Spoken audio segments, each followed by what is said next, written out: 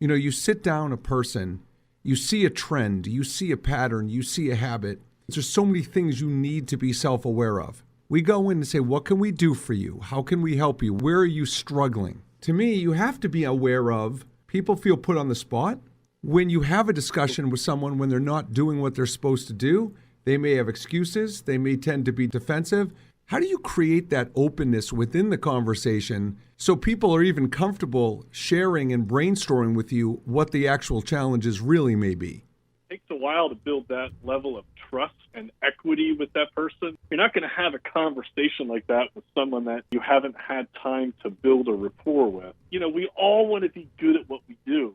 I believe there's a fear of being open and honest with, whether it's a peer or supervisor, coworker, about how they feel they're performing in their role. They don't want to be seen as inadequate or incapable. And so I think there's layers of fear there. And I think the way we get around that is to build up equity before you have a conversation like the one that you and I are about to describe. I think first you need that level of trust, that level of emotional comfort that this person knows that when you're going to have a conversation with them, regardless of what their answers are going to be, you're going to be very non-judgmental, non-blaming. There's no fear of getting in trouble. And I think if you can start a conversation with a person where you're already at that level, then I think the questions become easier to ask. And I think the answers become a whole lot easier to respond to, and you can really get to the root of things a whole lot quicker. You can ask questions, you can be a great listener,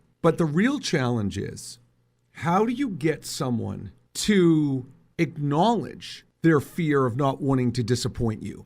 How do you get someone to recognize that their fear of not wanting to speak their truth may be somewhat irrational because they haven't had that experience with you? They may not have even had that experience with another boss. It's really just about they're people pleasers and they don't want to disappoint. How do you discern between, is it a fear of it's actually happened to you in the past and that's why you don't want to do it? Or is it people pleasing disappointment tendencies? In either way, how do you get someone to overcome those fears?